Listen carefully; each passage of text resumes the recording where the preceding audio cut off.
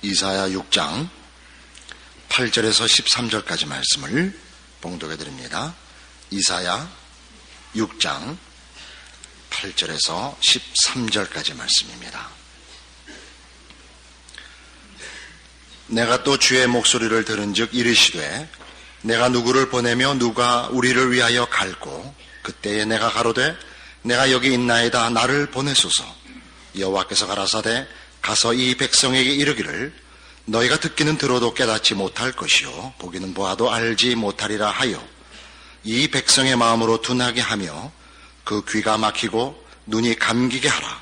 염려컨대 그들이 눈으로 보고 귀로 듣고 마음으로 깨닫고 다시 돌아와서 고침을 받을까 하노라. 내가 가로되 주여 어느 때까지니이까? 대답하시되 성읍들은 황폐하여 거민이 없으며 가옥들에는 사람이 없고 이 토지가 전폐하게 되며 사람들이 여호와께 멀리 옮기워서 이 땅 가운데 패한 곳이 많을 때까지니라.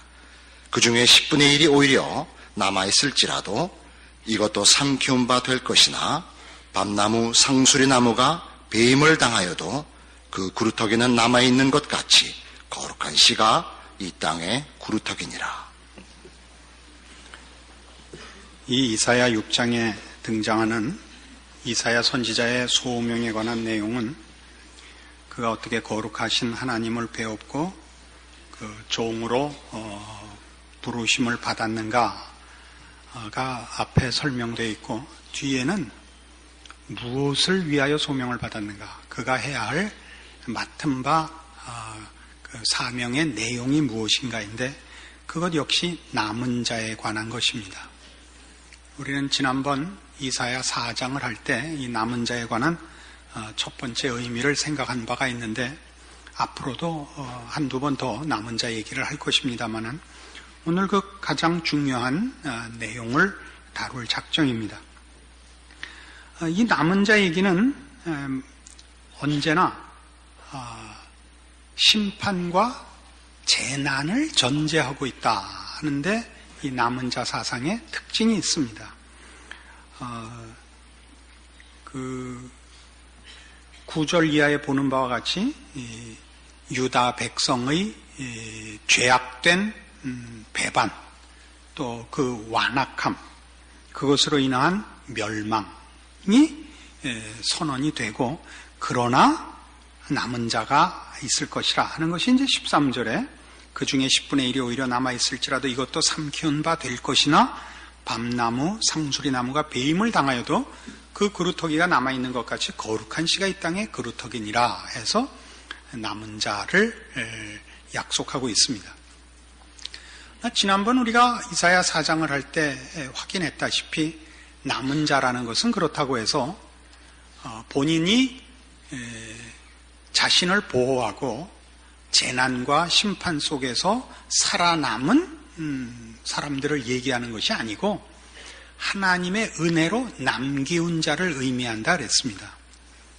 우리 모두가 멸망을 받아 마땅하고 심판을 받아 마땅하지만 하나님께서 남겨두신 자가 있을 것이라. 이제 남은 자라는 그 표현이 갖는 진정한 의미가 있다 그랬습니다. 그러면 우리 지금 4장을 다룰 때 했던 첫 번째 개념에서는 이 사실을 가지고 어디로 1차적인 그 내용을 확인했냐 하면 하나님이 남기운 자와 심판으로 없어진 자, 그러니까 멸망한 자와 남은 자라는 대조가 인간이 의도하는 인간상과 하나님이 목적하는 인간상이 본질적으로 다르다를 추적했고, 그래서 에베소서 1장을 인용하여 하나님께서 의도하시는 인간이 어떻게 복된 인간인가를 확인해서 기독교인 된 복을 확인하는 그런 결론으로 갔었습니다. 오늘은 이 하나님이 의도하시고 목적하시는 인간으로 가기 위해서는 그 전제되는 남은 자라는 말이 전제하는 심판과 재난이 왜 필요한가 하는 것을 중점적으로 다룰 것입니다. 재난과 심판을 전제하는 것은 우리 안에 선한 것도 영원한 것도 없다는 것을 말하는 것입니다. 인간이 스스로는 무엇을 만들거나 보존할 만한 가치가 있는 것이 없고 우리에게 필요한 것은 모두 다 하나님께만 있다. 이것이 남은 자 사상의 이제 중요한 그 내용이 됩니다. 로마서 3장에 가보십시다.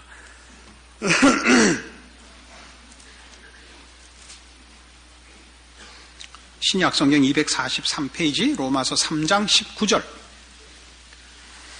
우리가 알거니와 무릇 율법이 말하는 바는 율법 아래 있는 자들에게 말하는 것이니 이는 모든 입을 막고 온 세상으로 하나님의 심판 아래 있게 하려 함이니라. 그러므로 율법의 행위로 그의 앞에 의롭다 하심을 얻을 육체가 없나니 율법으로는 죄를 깨달음이니라.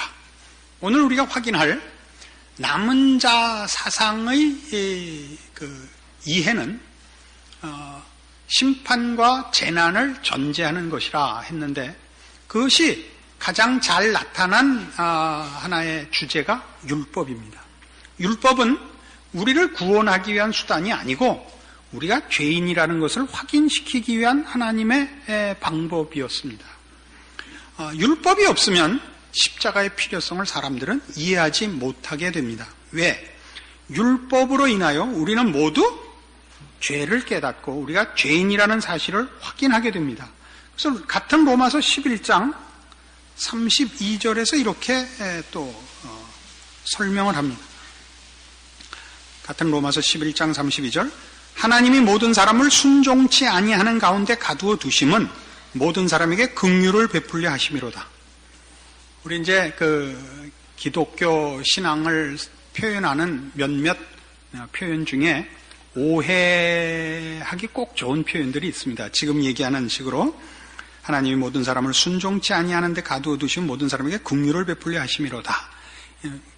얼핏 생각하면 하나님이 생색내려고 우리를 어디 좋지 않은 재난에 몰아넣은 것 같은 재난에 몰아넣고 구제품 나눠주시는 분 같은 그런 생각이 들고 또 우리 일반적으로 쓰는 하나님께 영광을 돌린다 이런 것도 하나님이 우리 앵벌이 시켜가지고 뭐 길거리에서 돈 벌어와서 하나님께 바치게 만들 그런 식의 생각을 우리가 이제 그 피상적으로 가지는데 그렇게 가지는 가장 큰 이유는 우리가 하나님을 제대로 이해하지 못하는 탓이고 우리 인간이 가지는 본성적인 죄의 속성이 하나님이 우리에게 호의적일 리가 없다라는 그 특징을 가집니다.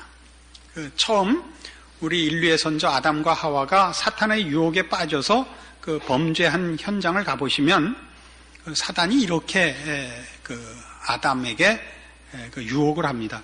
하나님이 정말 먹지 말라 그랬냐? 다 먹어도 되는데 이 선악과는 먹지 말라고 했습니다. 너 왜 먹지 말라 그랬는지 아냐? 왜 먹지 말라 그랬습니까? 먹으면 임마 네가 하나님하고 똑같이 되기 때문에 하나님이 못 먹게 한 거야. 그래서 홀가닥 먹은 겁니다. 그러니까 죄의 속성 중에 하나가 하나님이 내 편일 리가 없다. 하나님이 호의적일 리가 없다. 하나님이 공평하실 리가 없다. 이게 가장 큰 죄의 속성입니다. 죄는 윤리적 도덕적인 더러움 이전에 하나님을 거부하는 배반적이고 의심하고 거역하는 그 속성이 가장 두드러진 특징인 것입니다. 그러나 여기서 얘기하는 하나님이 모든 사람을 순종치 아니하는 데 가두어 두셨다. 그 율법으로는 죄를 깨닫는다라는 것은 다 무슨 의미냐 하면 눈금을 줬다. 기준을 줬다라는 것입니다. 차선이 없으면 내가 잘못했는지 상대방이 잘못했는지 기준이 없으니까 싸움이 되질 않습니다. 눈금이 없으면 누가 큰지 작은지 누가 무거운지 가벼운지 이런 것들을 구별할 수가 없습니다. 그러니까 율법을 준 이유는 뭐냐? 인간이 어느 정도인가를 우리에게 확인시킨 것이었습니다. 그것이 로마서 7장에 이렇게 등장하죠.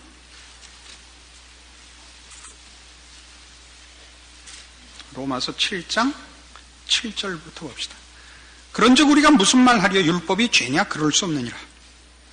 율법으로 말미암지 않고는 내가 죄를 알지 못하였으니 곧 율법이 탐내지 말라 하지 아니하였다면 내가 탐심을 알지 못하였으리라.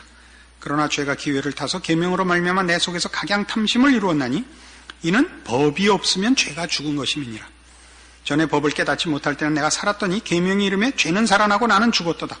생명에 이르게 할 그 계명이 내게 대하여 도리어 사망에 이르게 하는 것이 되었도다. 죄가 기회를 타서 계명으로 말미암아 나를 속이고 그것으로 나를 죽였는지라. 이로보건대 율법도 거룩하며 계명도 거룩하며 의로우며 선하도다. 그런즉 선한 것이 내게 사망이 되었느냐? 그럴 수 없느니라. 오직 죄가 죄로 드러나기 위하여 선한 그것으로 말미암아 나를 죽게 만들었으니 이는 계명으로 말미암아 죄로 심히 죄되게 하려 함이니라. 그래서 우리는 율법으로 말미암아 우리가 죄인이라는 것을 확인하고 우리가 절망 상태에 있다는 것을 확인합니다. 이것이 없으면 우리는 십자가의 필요성을 모르게 됩니다. 그러니까 구약에 어디서나 구약의 면면이 흐르는 이 남은 자 사상, 조금 우리 오늘 예배 앞에서 교독한 미가서 5장 말씀도 남은 자 얘기였지 않습니까? 남은 자가 심판과 재난을 전제하는 것은 다 우리가 어떤 형편에 있고 우리가 누구냐 하는 우리 자신을 확인시키는 작업 때문에 그 심판과 재난이 먼저 필요한 것입니다. 그렇지 않으면 우리는 아무도 십자가를 붙잡지 않을 것이요 소원하지 않을 것이기 때문입니다. 그래서 갈라디아서 3장으로 넘어가시면 신약성경 305페이지입니다. 갈라디아서 3장 19절부터 봅시다. 그런즉 율법은 무엇이냐? 범법함을 인하여 더한 것이라. 천사들로 말미암아 중보의 손을 빌어 베푸신 것인데 약속하신 자손이 오시기까지 있을 것이라. 중보는 한편만 위한 자가 아니니 오직 하나님은 하나님이시니라. 그러면 율법이 하나님의 약속들을 거스리느냐? 결코 그럴 수 없느니라. 만일 능히 살게 하는 율법을 주셨다면 의가 반드시 율법으로 말미암았으리라. 그러나 성경이 모든 것을 죄 아래 가두었으니 이는 예수 그리스도를 믿음으로 말미암은 약속을 믿는 자들에게 주려 함이니라. 믿음이 오기 전에 우리가 율법 아래 매인 바 되고 계시될 믿음의 때까지 갇혔느니라. 이같이 율법이 우리를 그리스도에게로 인도하는 몽학 선생이 되어 우리로 하여금 믿음으로 말미암아 의롭다 함을 얻게 하려 함이니라. 율법은 우리를 구원하는 방법이 아닙니다. 눈금이 몸무게를 더 나가게 하거나 키를 자라게 하는 것은 아닙니다. 현실과 사실을 가르쳐 줄 뿐이죠. 그럼 율법의 가치가 뭐냐?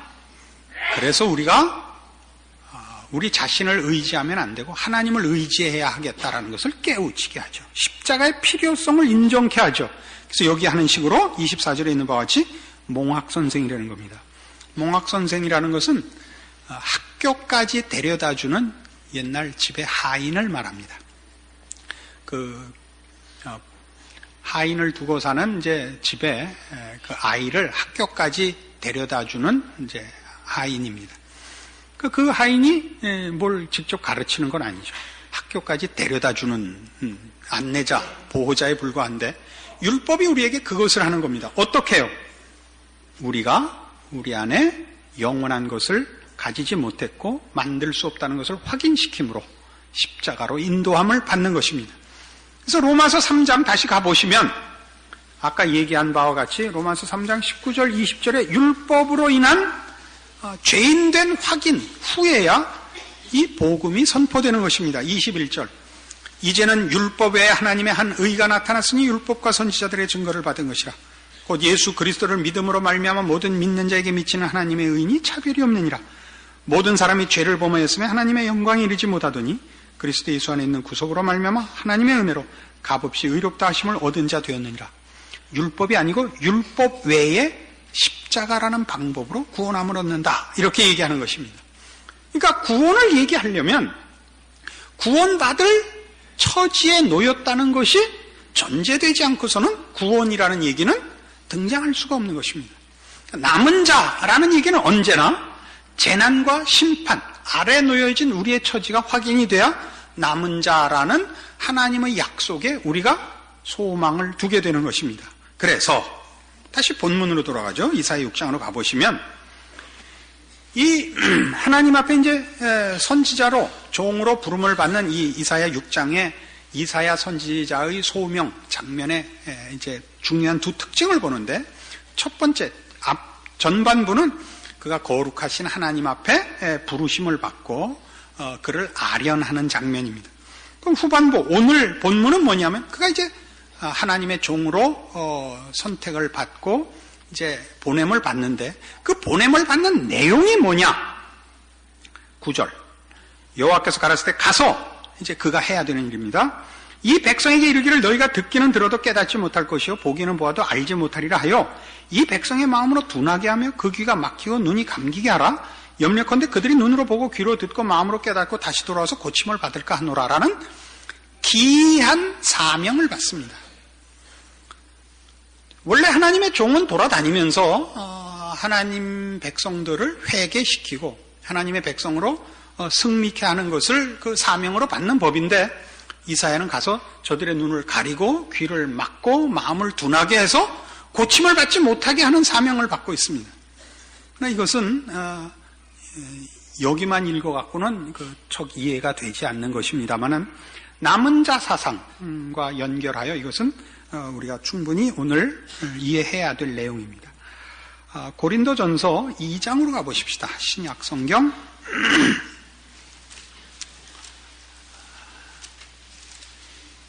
고린도전서 2장 신약 성경 264페이지입니다. 고린도전서 2장 1절입니다. 형제들아 내가 너희에게 나가 하나님의 증거를 전할 때 말과 지혜에 아름다운 것으로 하지 아니하였나니 내가 너희 중에서 예수 그리스도와 그의 십자가에 못 박히신 것 외에는 아무것도 알지 아니하기로 작정하였습니다. 내가 너희 가운데 거할 때 약하며 두려워하며 심히 떨어노라. 내 말과 내 전도함이 지혜에 권하는 말로 하지 아니하고 다만 성령의 나타남과 능력으로 하여 너희 믿음이 사람의 지혜에 있지 아니하고 다만 하나님의 능력에 있게 하려 하였노라. 사도 바울이 고린도 교회에 가서 저들을 처음 복음을 전하며 저들을 회심시킬 때 제일 걱정하면서 떨었던 게 뭐냐? 저들이 바울이 전하는 말을 지혜로 들을까봐 제일 떨었다 이겁니다. 이게 무슨 말이냐면 고린도 교회는 아주 심각한 그 신앙적인 결함이 있었던 교회인데 그게 뭐냐면 저들이 똑똑해서 예수를 믿었다고 생각하는 것이었습니다. 그러니까 이걸 고급한 철학이라고 생각을 했고 그것을 알아들을 실력이 있어서 자기네들은 예수를 믿었고 또 하나님께서도 자기네가 똑똑하기 때문에 자기네들을 불렀다라고 생각한 것입니다. 그래서 사도 바울이 지금 너희가 믿은 복음은 너희 지혜로 깨달은 것이 아니다. 너희 안에서 발생하거나 너희가 이해한 것이 아니고 외부로부터 온 것이다. 하나님으로부터 온 것이다. 5절 너희 믿음이 사람의 지혜에 있지 아니하고 다만 하나님의 능력에 있게 하려 하였노라. 이것이 이제 사도 바울이 처음부터 고심하고 걱정했던 것인데 고린도 교회는 바로 이 문제에 저촉되어 있었던 것입니다. 이게 바로 아까 우리가 본 이사야 6장에 나오는 하나님께서 이사야에게 맡기신 사명입니다. 저들의 눈을 가려라. 저들의 귀를 막아라. 저들의 마음을 둔하게 해라는 저들이 자기네가 가진 것에서부터 말하자면 지금 신약식으로 해서 기독교 신앙을 만들지 못하도록 하라. 이겁니다. 저들이 절망하고 자신을 포기해야 하나님의 허락하시는 내용을 받을 수 있으며 신앙을 세울 수 있다는 걸 저들에게 가르치기 위하여 또 시작하기 위하여 저들을 일단 쓸어 없애라. 남은 자 사상 그대로죠. 그러니까 기독교 신앙은 언제나 이겁니다. 자신과 인간에 대하여 그리고 죄라는 문제에 대하여 절망하고 포기하지 않으면 십자가는 설 자리가 없습니다. 우리가 이제 이 문제에 대해서 어디를 많이 틀리냐 하면 아주 근본적으로 틀리리라고 생각하지는 않습니다만 언뜻 늘 제일 많이 틀리는 게 뭐냐면 이제 전도하다가 말 안 들으면 마음에서 울컥 그런 생각이 나는 거예요. 거봐 인마 너니까 지옥 가도 싸. 이 생각이 드는 거예요. 넌 이렇게 말해도 못 알아듣냐? 어? 이 이상 어떻게 더 설명을 하냐? 날 봐라. 내가 너한테 뭐 질 게 뭐 있고 꿀릴 게 뭐 있어. 이렇게 내가 너한테 애쓰겠냐? 그래도 몰라? 그럼 넌 그렇게 지옥에나 가라. 이 생각을 하면 안 되는 거예요. 무슨 얘기냐 하면 그 생각 속에는 나는 이 정도 누가 와서 열심히 애원하면 난 정성을 봐서라도 난 믿어줬을 것이다. 나는 너와 다르다 이거예요. 너와 달라서 영성이 있어서, 지혜가 있어서, 그 마음이 진실해서 나는 예수 믿었다 이렇게 되면 틀린 거라고요. 우리가 예수를 믿은 것은 내 안에 조건이 있고 내 안에 종교를 가질 만한 근거가 있어서가 아니라 어쩌면 좋은가? 오라 나는 곤고한 사람이로다. 이 사망의 몸에서 누가 나를 건져내랴라는 처절한 절망과 벽에 부딪힌 자신에 대한 그 포기와 그 슬픔 속에서 한 줄기 빛을 보는 거예요. 거기에 십자가를 붙잡는 은혜가 있는 것이지. 그래서 모든 기독교 신앙이 십자가 위에 서는 것이지 나의 종교성 위에 서는 것이 아니라는 것을 분명히 해둬야 됩니다. 그래서 이사야가 바로 이 보냄을 받는 것입니다. 그래서 고린도전서에 지금 이 문제를 얼마나 사도 바울이 따졌는가를 몇 절 더 찾아보기로 합니다. 3장 보세요. 3장 18절. 아무도 자기를 속이지 말라. 너희 중에 누구든지 이 세상에서 지혜 있는 줄로 생각하거든 미련한 자가 되어라. 그리하여야 지혜로운 자가 되리라. 이 세상 지혜는 하나님께 미련한 것이니 기록된 바 지혜 있는 자들로 하여금 자기 괴율에 빠지게 하시느니라 하였고, 또 주께서 지혜 있는 자들의 생각을 헛것으로 아신다 하셨느니라. 그런즉 누구든지 사람을 자랑하지 말라. 만물이 다 너희 것임이니라. 이 계속 강조하는 게 뭐냐 하면 너희가 근거가 되고 조건이 되고 자격이 되어 기독교 신앙을 가졌다고 생각하지 말라. 너희 것으로는 기초를 삼을 것도 자격을 삼을 것도 조건을 삼을 것도 없었느니라. 너희의 절망 속에 하나님의 구원의 손길을 개입하신 것이니라. 다 아는 것 같이 어려운 겁니다. 다 아는 것 같으면서 어려운 거예요. 같은 고린도전서 1장으로 이번에 가보십시다. 26절. 그러니까 고린도전서를 쓰면서 시작부터 제일 중요한 문제가 이거예요. 26절. 형제들아 너희를 부르심을 보라. 육체를 따라 지혜 있는 자가 많지 아니하며 능한 자가 많지 아니하며 문벌 좋은 자가 많지 아니하도다. 그러나 하나님께서 세상에 미련한 것들을 택하사 지혜 있는 자들을 부끄럽게 하려 하시고 세상에 약한 것들을 택하사 강한 것들을 부끄럽게 하려 하시며 하나님께서 세상에 천한 것들과 멸시받는 것들과 없는 것들을 택하사 있는 것들을 폐하려 하시나니 이는 아무 육체라도 하나님 앞에서 자랑하지 못하게 하려 하심이라. 왜 하나님이 일을 이런 식으로 하시는가? 우리 안에 있는 조건의 열매를 열게 하는 것이 아니다 이거예요. 내가 똑똑해서 신앙을, 내가 지혜로워서 종교를 가진 것이 아니고 우리에게 없는 것이 주어졌느니라. 이거죠.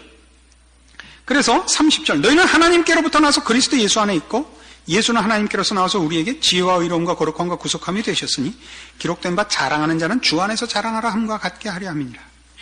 자, 여기가 이제 오늘 확인해야 되는 이 남은 자 사상의 결론입니다. 우리 위에 기독교 신앙을 건설하지 말 것이요 십자가 위에 건설해야 됩니다. 그러면 내 위에 건설하는 것과 십자가 위에 건설하는 것은 무엇이 다르냐? 그 얘기인데요. 지금 예수 그리스도로만 근거를 삼으며 조건을 삼으며 내용을 삼으며 목적을 삼아라 이거죠. 에베소서 5장으로 가죠. 신약 성경 314페이지입니다. 신약 성경이 서신서에서 제일 많이 하는 표현들입니다. 그 중에 하나입니다. 에베소서 5장 1절. 그러므로 사랑을 입은 자녀같이 너희는 하나님을 본받는 자가 되고 그리스도께서 너희를 사랑하신 것 같이 너희도 사랑 가운데 생하라. 그는 우리를 위하여 자신을 버리사 향기로운 제물과 생축으로 하나님께 드리셨느니라. 음행과 온갖 더러운 것과 탐욕은 너희 중에서 그 이름이라도 부르지 말라. 이는 성도에 마땅한 바니라. 누추함과 어리석은 말이나 희롱의 말이 마땅치 아니하니 돌이켜 감사하는 말을 하라. 자, 이게 뭐죠? 하나님을 본받으라. 그리스도께서 너희를 사랑하신 것 같이 너희도 사랑하라. 이런 성경의 요구들은 다 이겁니다. 나를 기준으로 하여 가진 신앙과 예수 그리스도를 기준으로 하여 가진 신앙의 차이를 대표적으로 보여주는 것인데, 자기를 기준으로 하여 가지는 신앙은 명분으로 보거나 표현으로 보면 비슷해 보이지만 어디에서 다르냐? 이렇게 다릅니다. 하나님의 일을 내가 해야 되고 하나님의 영광이 내 영광으로 드러나야 됩니다. 그러니까 이게 굉장히 애매한 문제이긴 합니다만 하나님께서 허락하시는 신앙들이 내 자존심을 채우고 내 영광을 채워서 넘쳐서 드러나야만 되는 식으로 요구를 합니다. 내가 다니는 교회가 훌륭해야 되고 내가 사는 나라가 훌륭해야 되고 내가 하는 일이 성공해야 되고 그래서야만 하나님이 영광을 받으셔야 만족하는 것을 자기를 근거로 하여 가지는 신앙이라 이렇게 얘기할 수 있습니다. 이런 신앙은 언제나 달라고 합니다. 뭘 달라냐면 능력과 성공을 달라 그럽니다. 갑자기 여러분 자신을 내가 다 알고 찌르는 것 같은 느낌이 들잖아요. 그러면 아까 우리 고린도전서 1장에서 본 바와 같이 그리스도 안에 있는 것으로 우리의 것을 삼으며 그리스도만으로 내용과 목적을 삼으며 여기 에베소서 5장으로 대표한 서신서 어디에서나 나타나는 하나님을 본받으라 그리스도의 사랑을 실천하라는 그럼 뭐냐? 하나님을 목적으로 하고 예수 그리스도를 근거로 하면 인간이 가졌던 죄성에서 벗어나 하나님이 목적하는 참다운 인간, 하나님의 자녀라는 이름으로 일컫는 자의 다름으로 그 신앙의 내용이 바뀝니다. 그 뭐냐? 거룩으로 가는 겁니다. 성공과 영광으로 가지 않고 거룩으로만 간다고요. 그러니까 언제나 무슨 일을 할 때 이 일의 성공 여부나 그 명예, 영광이 아니라 모든 일의 거룩을 우선하며 모든 것으로 삼는 것이죠. 그러니까 우리는 예전에 일제시대나 공산치하에서 신앙을 지켜야 목숨을 걸었던 우리 그 역사를 갖고 있는 우리 기독교입니다. 한국 기독교. 우리가 자랑할 게 많죠. 신사참배를 거부해서 투옥되고 핍박받고 죽음까지도 감수했고 공산치하에서도 그랬습니다. 그렇게만 순교가 오는 것이 아니라 우리 남은 자랑은 얘기가 심판과 재난을 전제해야 되는 것 같이 자기를 포기해야 되는 걸 전제해야만 비로소 십자가를 근거하고 하나님의 인정하시는 내용으로 건물을 지을 수 있는 것 같이 우리가 우리를 포기하고 십자가를 근거하고 하나님의 자녀로 우리를 바꾸면 신령하고 거룩한 것으로 내용과 목적이 주어지지 나라는 건 없어진단 말입니다. 그러니까 그 순교가 난 예수 믿는다 이렇게만 나타나는 것이 아니라 여러분의 매일의 그 루틴한 삶, 그 권태롭고 별 볼 일 없이 반복되는 삶 속에서 여러분 무슨 싸움을 해야 되냐면 늘 거룩한 싸움을 해야 되는 겁니다. 거룩한 싸움. 마음속에서 우리의 본성적으로 우러나오는 시기, 질투, 분냄 그런 것들을 누르고 하나님의 사람이 갖는 온유, 겸손, 용서, 인내 이 싸움을 매일 순교하듯이 해야 되는 겁니다. 왜 밤낮 늘 비슷한 그 사람을 만나고 일을 주는지 아세요? 졸업을 못 하셔서. 그 왼수하고 아직도 문제가 해결이 안 되잖아요. 상대방하고 해결은 2차 문제. 내 안에서 해결이 안 되잖아요. 그냥 잘 나가다가도 그 쌍판떼기만 보면 그냥 그날은 다 망하는 거야. 에이, 오늘은 그냥 그거 아니에요. 못 벗어나고 있잖아요. 왜? 이 싸움을 할 줄을 모르니까. 지금 한국교회의 문제는 뭐냐면 이 싸움을 다 뭘로 바꿔버렸냐면 명분으로 바꿨어요.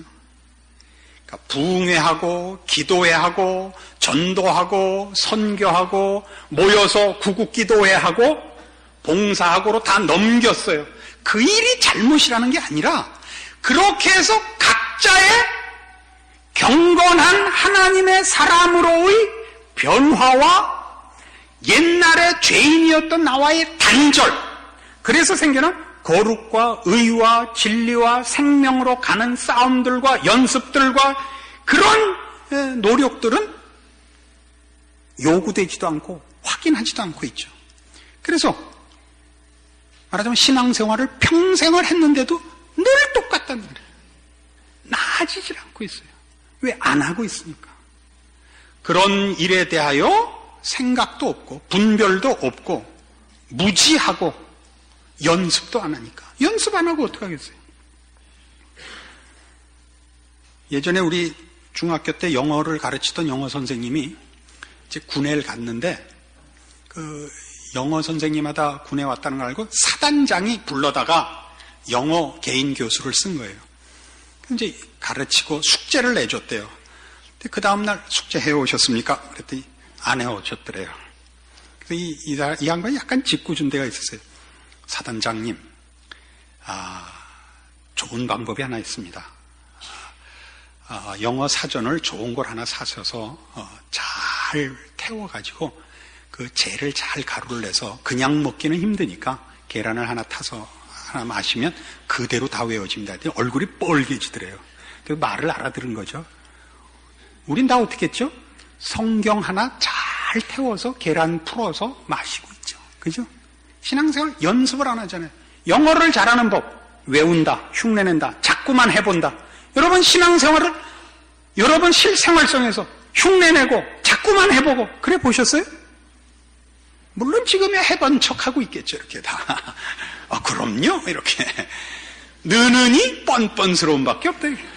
신앙으로 느는 게 없고 이 싸움을 하셔야 돼요. 이 싸움을. 근데 이 싸움이 어디서부터 나온다고요? 절망으로부터 나온다고요. 절망으로부터. 이 문제는 나중에 더 자세하게 더 설명을 드리겠습니다만은 오늘 이 내용을 가지고 여러분이 확인해야 되는 게 무엇인가 보세요. 우리는 나를 기준하지 않아요. 그러나 얼마나 쉽게 나를 기준하여 신앙을 가져요? 내 자랑, 내 영광 속에 하나님의 영광이 나와야만 되잖아요. 그래서 우리는 한 번 더 자존심을 누르거나 자신에 대해서 절망하는 것을 겁을 내요. 절망하고 자신을 포기하는 일이 생기는 것을 가장 두려워해요. 그걸 먼저 하셔야 돼요. 우린 마땅히 자신을 포기해야 돼요. 현실이 그러니까 우리 안에는 아무것도 쓸 게 없어요. 그래야 비로소 우리는 십자가 위에 서게 됩니다. 말로는 쉽지만 그 내용도 또 복잡해요. 다음 회를 기대하시라. 뭐 설교에도 이런 말이 맞나 모르겠지만 그래서 여러분 우리의 신앙이 왜 이 꼴인가? 연습하지 않아서. 무엇을 연습하지 않았죠? 성공이 아니고 영광이 아니고 신령하고 신앙으로 가는 싸움을 하지 않아서. 여러분의 매일매일의 생활이 이렇게 반복이요 짜증나는 것이 아니라 이 기회가 주어진 것인 줄 알고 하루의 삶을 귀히 여기시고 그냥 흘려보내시지 말고 하나님의 사람으로의 신앙의 훈련이 있는 매일이 되시기를 바랍니다. 기도하십시다. 하나님 아버지 은혜를 감사합니다. 우리의 우리 된 것은 하나님의 은혜입니다. 우리로부터는 만들어낼 수 없는 의와 진리와 거룩과 영생과 참다운 복들을 하나님께서 그리스도 예수 안에서 우리에게 허락하셨습니다. 그러므로 마땅히 저는 십자가를 붙들 것이요 나를 포기해야 하며 자신을 포기하고 자신이 절망하는 그 자리에서 비로소 기독교 신앙이 출발하는 줄 믿습니다. 그리고 그 출발과 그 목적과 내용은 다 하나님의 자녀라 일컬음을 받기에 부끄럽지 않은 하나님께 속한 신령한 것들입니다.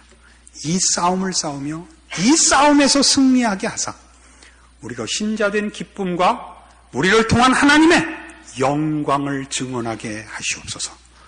지금은 우리 주 예수 그리스도의 은혜와 하나님 아버지의 극진하신 사랑과 성령님의 교통하심이 하나님께서 우리 안에 이루신 복되고 영원한 것들을 십자가 안에서 확인하고 승리를 약속하고 돌아가는 심령들 위해 영원토록 함께 있을지어다.